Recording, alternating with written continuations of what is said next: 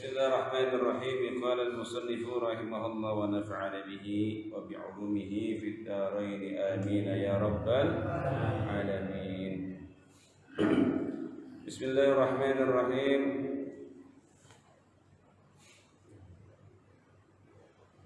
Allah Subhanahu wa taala berfirman dalam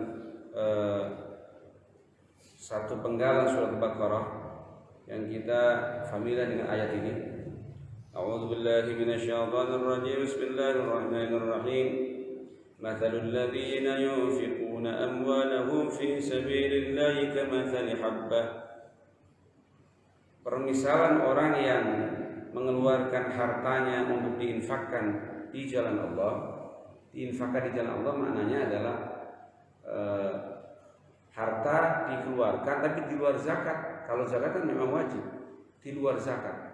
Baik itu sifatnya sedekah, infak untuk keluarga, amal jariah untuk perjuangan Islam, atau infak umum untuk kemaslahatan umat. Misalnya ada jalan lagi dibangun, kita infak walaupun itu bukan tempat ibadah, tapi maslahat umum itu juga termasuk infak sabilillah. Atau agama sedang ada dalam bahaya, agama sedang diserang, lalu kemudian kita nggak ikut berjuang, kita ngirimin uang kita, harta kita untuk membantu perjuangan, itu juga sabilillah. Kalau orang mengeluarkan itu 1 rupiah misalnya, itu seperti sebuah biji ambadat sab'a sanabila, yang 1 biji itu akan tumbuh menjadi 7 tangkai ya. Wa fi kulli sumbulah, dan setiap tangkai itu mi'atu habbah, akan tumbuh ya 100 biji. Jadi biji ditanam 1, tumbuh 7 batang, setiap batang ada 100 biji. Kira-kira peningkatannya begitu orang yang infak fi sabilillah. Nah, ayat ini bahkan itu disebutkan wallahu yudha'if liman yasha. Bahkan Allah bisa melipat gandakan ya semaunya Allah. Artinya bisa aja balik ke Ramadan orang berinfak di jalan Allah itu bisa tak terhingga pahalanya, hanya Allah yang tahu. Karena Ramadan itu memang spesial khusus. Wallahu wasi'un alim. Surat Al-Baqarah ini yang cerita tentang bagaimana 1 rupiah bisa tumbuh menjadi 7 batang, ibarat biji 7 batang, setiap batangnya bisa menjadi 100 biji. Jadi 1 rupiah bisa pahalanya bisa menjadi 700 ya, 1 rupiah bisa menjadi 700 rupiah, bahkan bisa berlipat ganda sebagaimana kehendak Allah. Nazalat fi sya'ni Utsman bin Affan. Ini turun ayat itu karena infaknya atau karena amaliyahnya Utsman bin Affan. Utsman bin Affan adalah sahabat Nabi yang konglomerat, orang kaya, bukan orang susah, orang kaya. Karena Utsman itu pengusaha besar yang hartanya orang Mekah itu hampir separuhnya punya Utsman. Kaya apa kayanya itu? Tapi kaya bukan untuk kaya diri sendiri, bukan. Tapi kayanya salah satunya punya fungsi untuk membantu perjuangan Rasulullah. Kalau orang kaya sih banyak, tapi orang kaya yang ngurusi pribadinya saja kan juga banyak. Orang kaya yang tidak pernah keluar satupun hartanya untuk bantu perjuangan Allah banyak. Nah, orang begitu nggak dibahas. Yang dibahas orang yang punya kekayaan, tapi kekayaannya dia sempetin buat ibadah. Itu yang sangat susah. Nah, ayat ini turun karena saking hebatnya Utsman bin Affan mengeluarkan kekayaannya untuk mendukung dakwahnya Rasulullah. Wa Abdurrahman bin Auf, dan infaknya Abdurrahman bin Auf. Padahal ada yang lebih gede sebenarnya dari Utsman bin Affan. Siapa? Abu Bakar Siddiq. Nanti kita ceritakan. Wa dzalika anna Rasulullah sallallahu alaihi wasallam, dan seperti itulah anna Rasulullah sallallahu alaihi wasallam, sesungguhnya Rasulullah sallallahu alaihi wasallam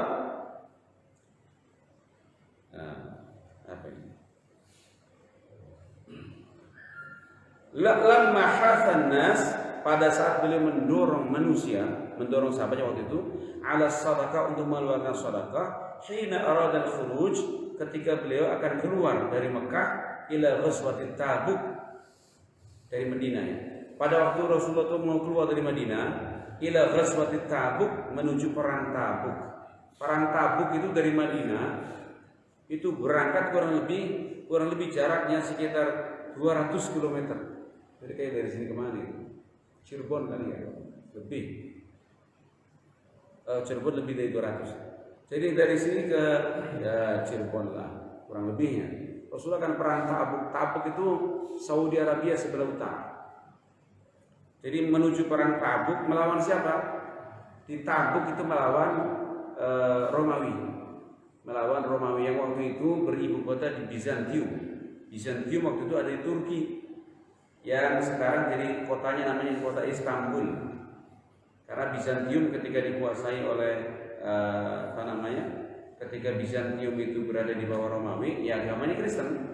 Itu yang membahayakan dan mengancam dakwah Rasul waktu itu. Sehingga Rasulullah hadapi di Tabuk. Waktu itu belum ada Saudi Arabia. Tabuk itu terpisah dari Madinah, kurang lebih 200 km. Rasulullah mau perang Tabuk, itu perang yang sangat menentukan. Apakah orang Islam saat itu bisa terus dakwah, apa berhenti? Karena ancamannya dari Bizantium atau dari Romawi itu kalau Rasul tetap dakwah terus akan diratakan dengan tanah. Kalau bahasa Jawanya akan ditumpes kelor. Semua di Rasulullah sampai sahabatnya akan dibunuh semuanya. Nah terpaksa Rasulullah perang.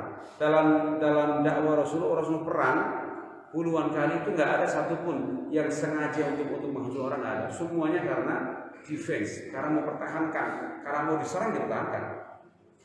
Kalau ketika mau perang Tabuk, perang itu nggak pahal biayanya nggak kecil, karena harus jalan sampai ke Tabuk beratus-ratus kilometer. Kedua, itu kan harus ada ongkos buat makan, ada buat kendaraannya, buat senjatanya. Rasulullah nggak mungkin bisa sendirian. Hanya Rasulullah memberikan pengumuman kepada sahabatnya, siapa yang mau menyumbang, yang mau sedekah untuk urusan mempertahankan agama. Ya, kalau sekarang mungkin bukan perang, tapi kalau sekarang ya mungkin mendirikan lembaga pesantren, ya ngaji seperti ini, kemudian menghidupkan masjid, menghidupkan musola. Itu adalah perang zaman sekarang yang tidak terlalu berat. Itu pun sekarang masih berat juga, sebab banyak orang yang hanya sibuk dengan mengurusi keluarga saja, tidak pernah keluar sedekahnya sama sekali. Itu masih banyak. Itu artinya memang orang yang bisa sedekah itu memang dipuji khusus dalam Quran. Karena dia di samping ngurusi keluarganya, ngurusi kehidupan keluarganya, dia juga ngurusi perjuangan. Ini orang pilihan yang begini. Tidak semua kita mampu yang kayak begitu. Bukan berarti kita nggak ada duit, ada, kaya ada, cuman kemauan buat memperjuangkan agama, perang sabilillah itu nggak gampang. Nah, ketika akan perang Tabuk, ja'a Abdurrahman bin Auf. Datanglah Abdurrahman bin Auf. Pertama kali datang ke Rasulullah. Bi 4,000 dirham, dengan membawa 4.000 dirham. Satu dirham, Pak, sebutir uang, sedirham namanya. Itu beratnya 7 gram emas. Kalau ya 4.000 dirham berapa gram mas? Berapa kilo disumbangkan sama Abdurrahman bin Auf? Abdul bin Auf itu dari kecil itu orang kaya, bahkan dari sejak kecil dia bajunya biasa sutra. Makanya waktu turun ayat sutra atau haram untuk laki-laki, dibolehkan untuk perempuan, tapi haram laki-laki. Sutra emas itu nggak boleh laki-laki. Lalu Abdul bin Auf tanya, bagaimana dengan aku ya Rasul? Aku itu sejak kecil dikasih pakaian sama orang tua, aku pakai sutra. Kalau aku pakai kain biasa, bukan sutra, gatel badannya. Nah, saking kayanya. Maka kemudian Rasulullah mengatakan, khusus kalau karena awal wajib ditutup, sedangkan kalau dia nggak pakai sutra gatel, maka Abdul bin Auf dibolehkan pakai sutra. Jadi orang Grogol kalau kira-kira nggak pakai sutra gatel, pakai sutra. Ya tapi itu kekecualian, nggak ada. Ya kalau kita pakai kain baju biasa-biasa baik. Nah, emas juga nggak boleh. Tapi ternyata ada beberapa orang, saya pernah ya tanya beberapa. Memang ada yang emas itu istimewa. Ada orang yang pakai cincin biasa atau gelang atau apa. Yang dari logam gatal itu ada, karena keringatnya nggak cocok. Tapi begitu pakai emas nggak apa-apa. Tapi karena emas itu bukan urusan untuk tutup aurat, emas kan cuma perhiasan, makanya emas nggak boleh. Baunya emas nggak boleh lagi-lagi. Yang sekarang jadi ancuran-ancuran kan inilah kadang-kadang memang enggak, ya jarang orang ngasih sampai dalam sih masalahnya. Ada orang pengantin setelah selesai pengantinan makain cincin, itu ajaran mana? Tidak ada pada Islam, itu ajaran orang kafir, itu ajaran orang-orang barat sebenarnya, ajaran imperialis, tapi ditiru orang kita. Artis yang pada begitu. Sekarang semua orang nikah mesti pakai cincin lagi, sama cincin perempuan lagi, itu gak boleh sebenarnya, haram hukumnya. Kecuali kalau dikilah itu dihalalin. Kalau Islam itu luas, kita niru orang kafir juga nggak apa-apa, silakan aja. Tapi dari Islam itu nggak ada. Setelah nikah pakai cincin itu nggak ada. Yang ada hanya perempuannya dikasih mas kawin selesai. Mau cincin, mau kalung, mau gelang, silakan. Tapi pakai cincin habis itu nggak ada dalam Islam. Tidak ada sama sekali ajarannya. Tapi sekarang dulu banyak orang. Boleh kan? Boleh saja. Tapi harus dikilah. Dikilah itu maknanya dihalalin. Caranya yang laki ngasih emas ke perempuan silakan. Tapi yang perempuan nggak boleh, haram ngasih emas. Maksudnya pakai ini maksud saya. Kalau ngasih emas nggak apa-apa, hadiah nggak apa-apa. Tapi kalau emas nggak boleh dipakai di kantongnya aja, nggak boleh dipakai, haram dipakai. Kalau kepengen halal maka dikilah, ngasihnya perak. Yang laki ngasih emas, yang perempuan ngasih perak, baru boleh dipakai. Astagfirullah, orang sekarang dibilangin ngeyel itu umat. Itu dosa besar, bukan sembarangan. Laki-laki nggak boleh pakai emas. Ada yang ngeyel itu kan mas kawin, Ustaz, nggak masalah. Itu dari mana ngajinya? Ini hari ini, Pak, musibah betul. Karena sejak awal dia pakai emas sudah dari situ, itu amilnya, orang yang tahunya, ustaznya semua sadar itu hadirin nikah, semua dapat dosa di akhirat. Padahal selama kita pakai emas, lagi-lagi kalau pakai emas, Pak, selama itu sehari pakai emas, sehari neraka. Padahal sehari neraka bisa ribuan tahun dunia. Itu sama aja kalau kita pakai emas ya, sebelum cabut ini. Ini sama aja seperti mencelupkan jarinya di neraka. Ya, tunggu saja balas di akhirat nanti. Tapi orang sekarang, masya Allah, bahkan ada yang lebih sesat lagi. Ketika saya tanya, ini mas kawinnya apa? 10 gram emas, Ustaz. Mana buktinya? Ini. Ternyata 2 cincin, Pak. 10, kalau 10 gram emas berarti 5 gram. Setelah selesai nikah, yang cincin sebelah dipakai istrinya, cincin sebelah dipakai suaminya. Itu dari mana ajarannya? Ini dosa besar tuh laki-laki seperti itu. Tapi nggak nyadar. Bahkan di pamer begini foto. Astagfirullahaladzim. Ya Rabbana ya Allah. Anak ustaz ya. Ini sebenarnya nggak layak disebut ustaz orang begitu. Karena dia kata hukum Allah. Alhamdulillah saya beberapa jemaah saya yang nikah, anaknya pada nikah, tapi konsultasi dulu. Saya sampaikan ada segala macam yang cincin. Ada Ustaz, kan memang seperti itu. Yang ngomong seperti itu siapa? Itu adat orang barat sebenarnya. Tapi dicontoh sekarang oleh orang-orang Islam. Tapi kalau Islam luas boleh-boleh saja. Tapi saya wasiat, emas enggak? Emas susah, ganti. Yang emas hanya untuk perempuan, yang perempuan ngasih ke laki-laki. Karena perempuan enggak wajib ngasih emas kawin kan? Yang wajib laki-laki. Kemudian perempuan ngasih cincin boleh, tapi perak. Kalau perak di awal jadi nggak kembar, kalau kembar dikrum nggak apa-apa. Dikrum saja. Berarti kan kayak kembar tuh. Padahal perak. Jamaah saya pada nikah, yang anaknya pada nikah atau jamaah saya nikah itu selalu saya sebenarnya begini. Jadi mereka ngurus nikahnya. Tapi yang enggak, la ilaha illallah, dengan bangganya. Ini emas yang saya pakai, tahu nggak harganya? Harganya itu ya lebih dari 100 juta. Karena memang emas murni, Pak. Baik mas mau emas putih nggak boleh sama sekali. Kalau umatnya Rasulullah. Tapi kalau nekat silakan dia nekat. Kalau mau nekat. Tapi orang sekarang banyak nekat. Saya sering kali bicara di depan amil, naib itu. Kalau pas lagi nanti saya sering kasih pesan. Dan mereka baru nyadar, iya misalnya. Astagfirullahaladzim. Betapa banyak saya nikahin orang emas semuanya dua-duanya. Terus Tuan Amil nggak pernah nanya? Ya saya nggak nanya Ustaz. Nah kalau seperti itu berapa ribu pasal sudah dinikahin, itu dosanya kena Tuan Amil. Hati-hati, karena orang sekarang nggak mikir urusan seperti ini. Dia lebih enjoy bermewah diri, tapi tidak pernah infak di jalan Allah. Itu kalau sudah seperti itu, habis-habisan. Itu nanti harta yang akan melaknat dia seperti itu. Hartanya dicari siang malam, bangkit pulang, peras keringat, kepala jadi kaki jadi kepala. Itu hanya untuk perhiasan, dibelinya, hanya untuk kemewahan dirinya, kemewahan keluarganya, beli ini, beli itu. Tapi tidak pernah infak fisabilillah, tidak pernah berjuang fisabilillah. Ya, kalau zakat wajib, kalau zakat di luar itu maka harta itu akan menyeret dia, ya, akan memberatkan dia kalau dihisab. Nabi Sulaiman adalah nabi yang hartanya sangat banyak dan digunakan buat berjuang. Beliau nabi itu pun dalam banyak keterangan disebut nabi yang paling berat hisabnya adalah Nabi Sulaiman karena hartanya banyak benar. Dia Nabi Sulaiman hartanya luar biasa. Rakyatnya bukan hanya manusia dan jin rakyatnya. Bahkan Nabi bisa bicara dengan angin, Nabi Sulaiman bisa bicara dengan binatang. Nabi Sulaiman kalau jalan, dia tahu ada emas di bumi itu, tahu Nabi Sulaiman. Ini ada emas di bawah ini, ada perak di bawah ini. Itu Nabi Sulaiman tahu. Saking hebatnya beliau. Makanya hisabnya paling lama nanti Nabi Sulaiman. Karena saking kayanya. Itu Nabi, gimana manusia biasa. Faqala ya Rasulullah, ketika dia membawa uang 4.000 dirham.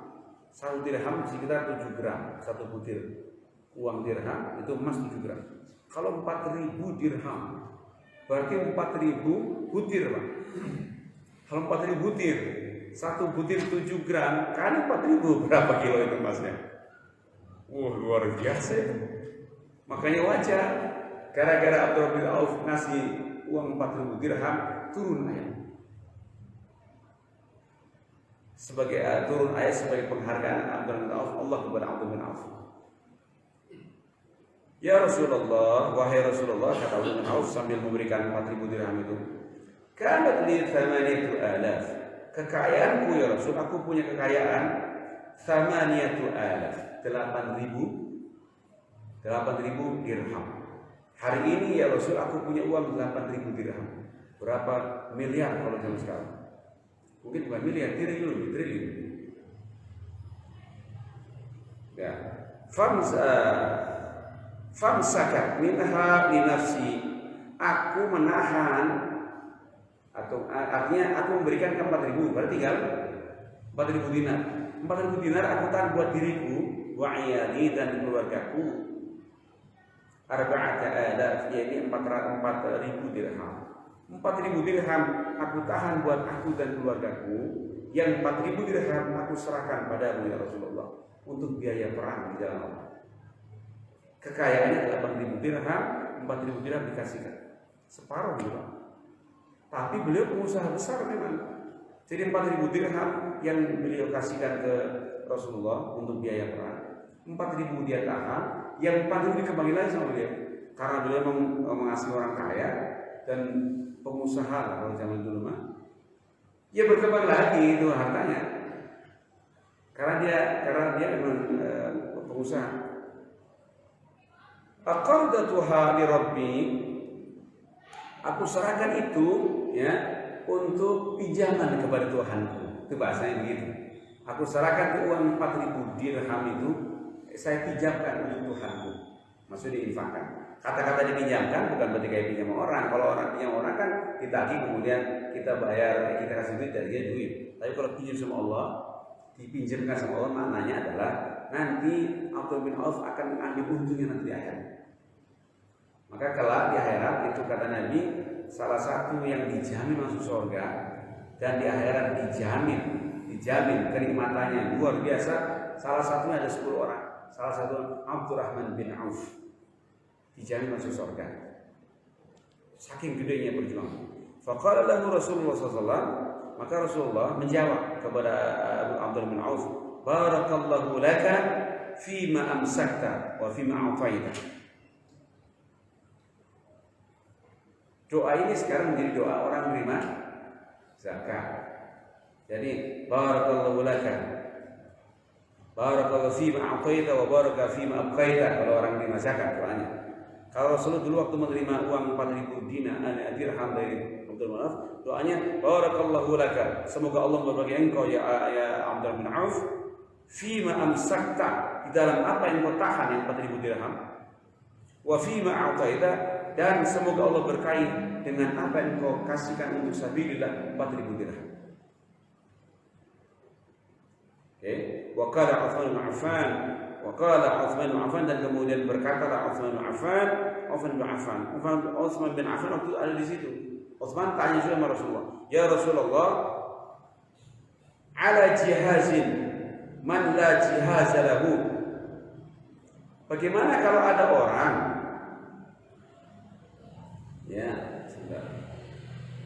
yang betul-betul ikhlas mengeluarkan, yang betul-betul lega, pelong gitu, mengeluarkan uangnya di jalan Allah, seperti Abdul bin Auf itu, karena nggak ada maksud apa-apa dan tidak diumumkan sama Rasul, nggak diumumkan.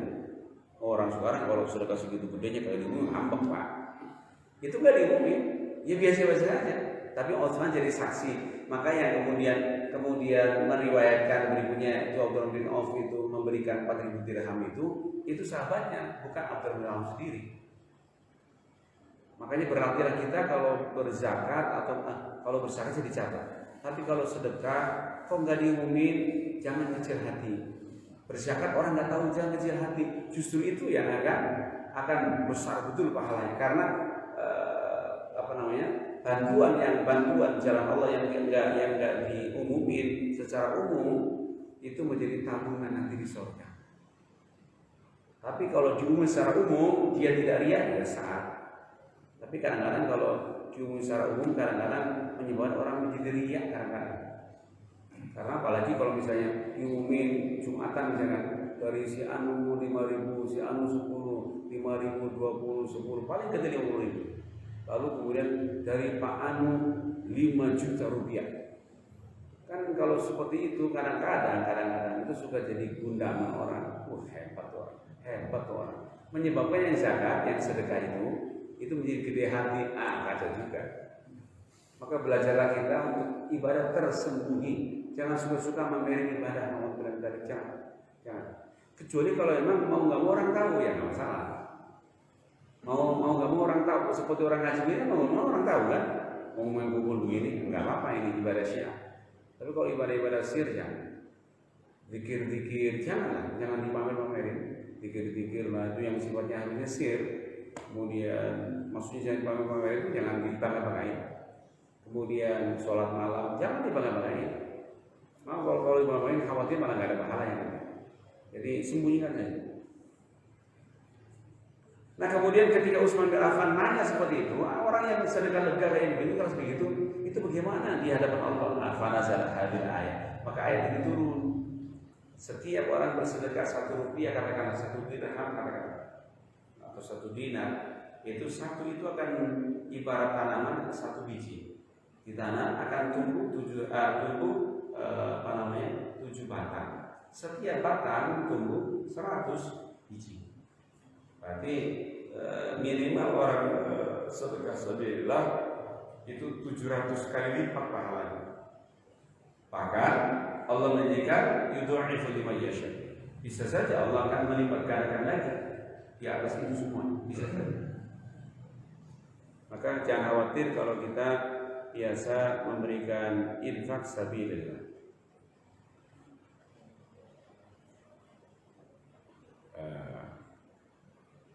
Abu Laith, salah seorang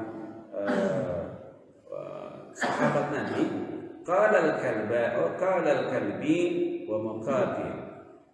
Ada beberapa pendapat dari para sahabat, ayat ini turun fi sya'ni Ali bin Abi Thalib.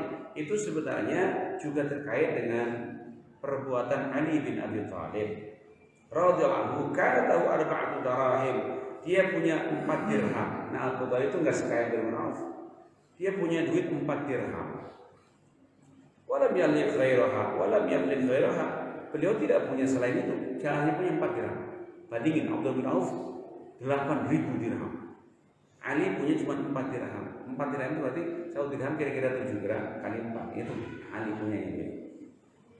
Falamma nazalat tahrid ala sadaqah, ketika mobilisasi sedekah dia diumumkan Nabi karena mau perang kampung itu, tasaddaqa bi dirhamin. Beliau mensedekahkan 1 dirham bil lail di malam hari, wa bi dirhamin dan 1 dirham lagi bin nahar di waktu pagi. Wa bi dirhamin dan 1 dirham lagi sedekah sir, enggak ada orang tahu. Wa bi dirhamin dan 1 dirham lagi sedekah alaniyah, sedekah terang-terangan. Oke, kalau dirham itu bukan emas Pak, tapi perak. 1 dirham itu kurang lebih ya sekian gram perak. Kalau dinar kan emas, punya Abdul bin Auf tadi.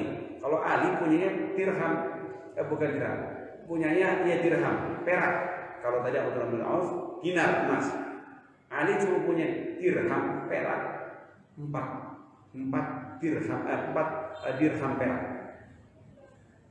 4-4-nya Ali sedekahnya, cara sedekahnya Ali cuma 1 dirham saja. Tapi di siang hari, malam hari sedekah 1 dirham lagi. Udah berapa? 2 dirham. 1 dirham lagi sedekah yang sir, tidak kelihatan orang. Setahu 1 dirham lagi sedekah di hadapan orang. Habis kan berarti? Dia punya duit cuma 4 dirham, habis buat sedekah. Itu Ali. Ini buat pas kita. Kalau kita ya jangan Pak. Nanti buat keluarga mana? Itu Ali begini, karena saking hebatnya itu sedekah Ali.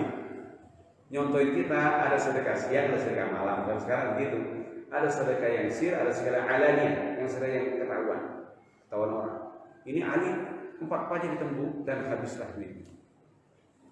Nah karena saking ikhlasnya Ali seperti cara sedekahnya, maka turunlah ayat ini. Itu sebagian menyatakan ayat ini turun karena cara sedekahnya Sayyidina Ali. Maka sampai sekarang kita tinggal pilih, mau sedekah siang boleh, malam boleh, siang dan malam juga boleh. Ya, kemudian mau sedekah sir boleh, tanpa diumumin, sedekah yang diumumin juga boleh. Tapi kalau sedekah diumumin, usahakan kita jangan bangga. Karena kalau kita bangga, bagi-bandingin, no sedekah gua, no, lihat, no, kayak gitu orang, malah jadi bisa hilang. Paham? Falamma nazalat tahlil.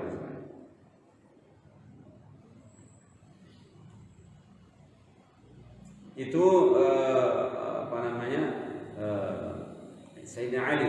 Wa qala alaihi salatu wassalam, dan bersabdalah Rasulullah SAW, wa inna awwalan nasi bi yaumil qiyamah.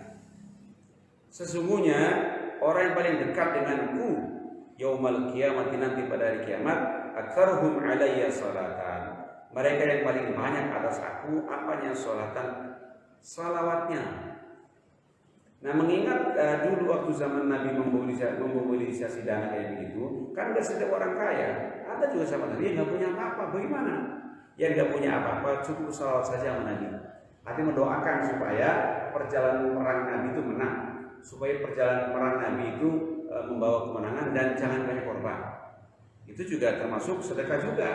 Bagi yang tidak punya uang sama sekali doain. Maka sampai sekarang ini kalau ada orang yang sedang berjuang jalan Allah, ya membangun pesantren, membangun majelis taklim, membangun masjid, membangun musola, atau membangun jalan misalnya. Kemudian kita mampu ikuti Abdul bin Auf, ikuti Sayyidina Ali cara kita infaknya, sedekahnya, ikuti Abu Bakar, ikuti Umar bin Khattab, sahabat Nabi dulu. Bagi yang tidak punya harta, hanya punya tenaga, ya tenaganya, supaya tercatat dia masuk dalam orang-orang berjuang di Allah. Tenaganya nggak mampu karena dia sudah lemah, pikirannya, idenya mungkin, ide nggak ada, duit nggak ada, hadir kerja bakti enggak, kan berarti tenaganya nggak ada kan, idenya juga nggak jalan, ya minimal doa. Ini kadang-kadang di masyarakat nyumbang enggak, hadir enggak, nah, kemudian pikiran juga enggak ada, maksudnya enggak nyumbang pikiran sama sekali, doain pun enggak. Itu kalau orang itu nanti dicatat di dalam Allah yang tidak ada perjuangan. Jadi minimal pernah terlibat walaupun ya sebutir pasir.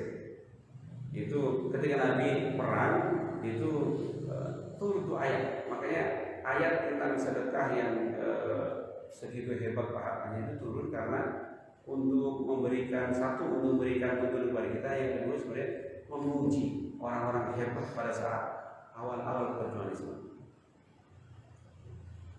Abdul bin Auf termasuk, Abu Bakar termasuk orang kaya.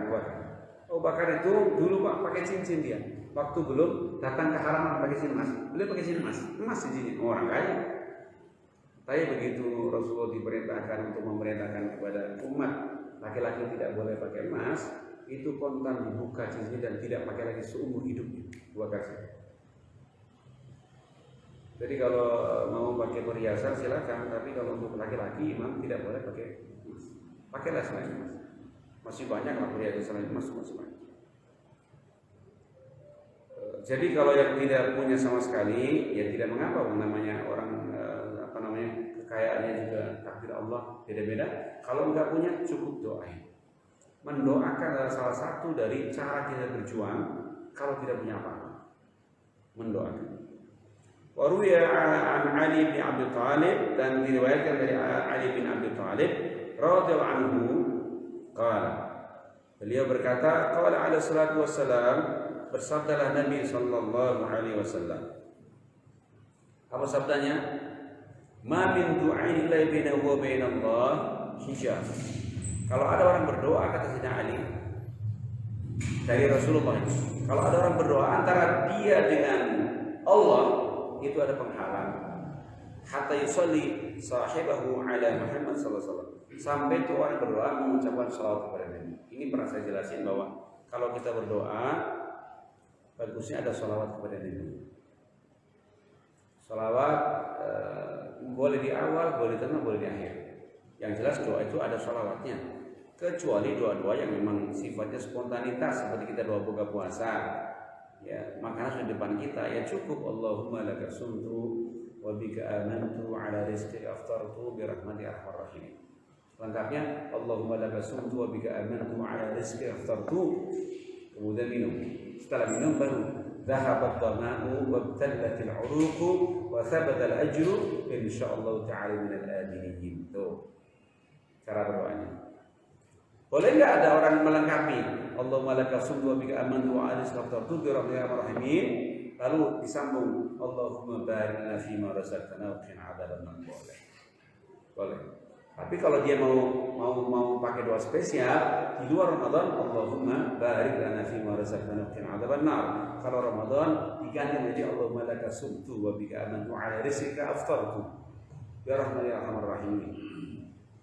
Ada yang memakai tidak pakai ini. Biasanya orang-orang salafi nggak mau pakai ini karena ini riwayat ini dianggapnya lemah. Dia langsung minum Bismillahirrahmanirrahim, langsung minum. Setelah minum baru dhahabat dhama'u wa btallatil 'uruqu wa thabata al-ajru insyaallah ta'ala minal aminin. Itu orang-orang biasa, orang salafi pakai seperti itu. Enggak pakai Allahumma laka sumtu. Bolehkah? Boleh saja. Boleh saja. Tapi ulama-ulama jumhur ulama ya, sebagian ulama doanya pakai Allahumma laka sumtu. Begitu. Jadi kita pakai yang jumhur aja, yang kebanyakan ulama saja. Allahumma laka sumtu wa bika amantu wa ala rizqika aftartu bi rahmatika ya arhamar rahimin. Malah ada orang kekeh-kekehan makan enggak boleh pakai Allahumma barik lana wa razaqna, alasannya itu kurang kuat dalilnya katanya. Padahal secara makna Allahumma barik lana, ya Allah berkahi kami. Mana salahnya kita berkah? Minta berkah kepada Allah. Fima razaqtana, dalam apa yang Engkau berikan kepada kami. Apa salahnya? Wa qina adzabannar, dan jaga kami dari api neraka. Apa salahnya? Tapi masih kekeh ada orang yang memang menganggap diri paling benar barangkali ya. Kadang-kadang itu menolak ini doa. Enggak boleh doa begitu. Itu enggak ada tuntunannya, itu kurang kuat dalilnya. Cukup Bismillahirrahmanirrahim. Ya enggak usah kekeh-kekehan apa. Kalau emang seperti itu berapa, silakan saja pakai, tapi jangan nyalain orang banyak. Umumnya orang muslim itu kalau makan Allahumma barik lana fima razaqna fil Allah. Kalau hari biasa, kalau Ramadan Allahumma laka sumtu wa bika amantu ala rizqika aftartu bi rahmatika ya arhamar rahimin. Ya karena pendapatnya masih banyak ya, kita tidak bisa menyalahkan satu-satunya kan, tapi asal jangan pada berantem saja. Tapi kalau saya ngajarin, kalau saya mengajar kepada umat, tetap pakailah jumhur ulama. Kalau makannya biasakan Bismillahirrahmanirrahim. Allahumma barik lana fima razaqtana wa qina adzabannar.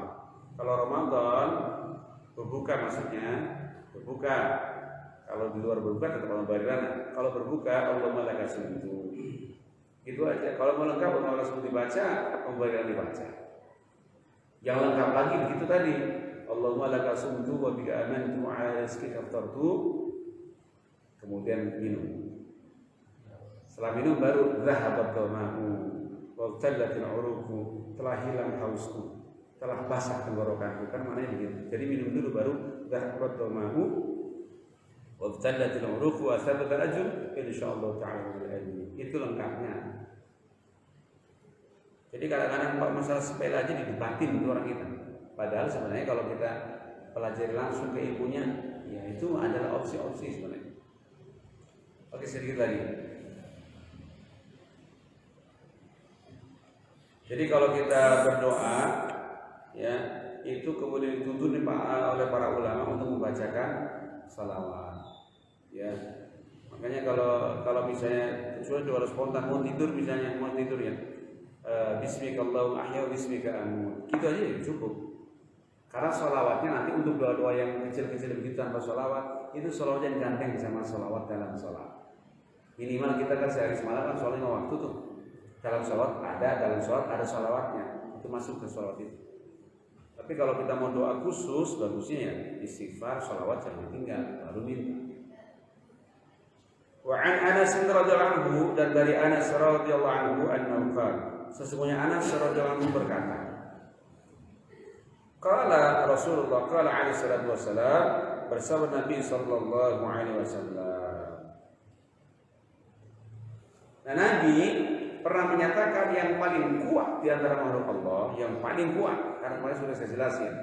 Ketika Nabi membuat bumi goyang, supaya bumi berhenti goyangnya, langsam lah gitu perputarannya. Allah ciptakan gunung, berarti gunung luar biasa kuatnya, menyeimbangkan bumi. Dan bumi kan gede benar.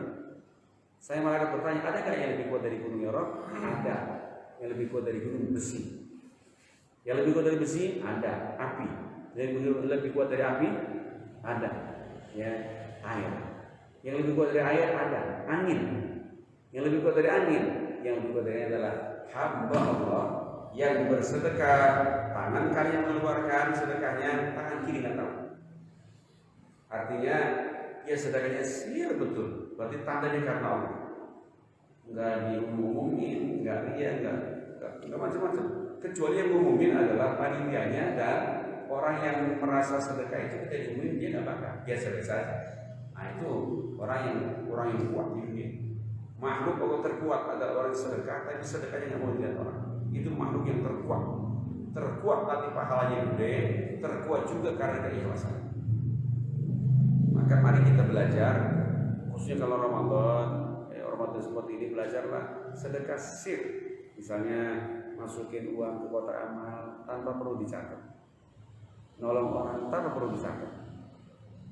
Ya walaupun kadang-kadang dicatat investasi nggak apa-apa. Menolong orang-orang yang sedang berjuang di jalan Allah, menolong majelis ta'lim, menolong pesantren, menolong apa saja. Itu supaya kita ini menjadi makhluk yang kuat, termasuk kuat pahalanya. Wallahu a'lam bishawab. Kita sambung insyaallah besok ya. Mudah-mudahan Allah jadikan kita orang-orang ikhlas, orang-orang yang betul-betul menggunakan harta kita bukan cuma untuk kekayaan yang kita nikmati sendiri, tapi juga disisihkan untuk perjuangan Islam. Terima kasih. Wallahu muwaffiq ila aqwamit thoriq. Subhanakallahumma bihamdika asyhadu an la ilaha illa anta astaghfiruka wa atubu ilaik. Wassalamualaikum warahmatullahi wabarakatuh. Sallu ala Muhammad.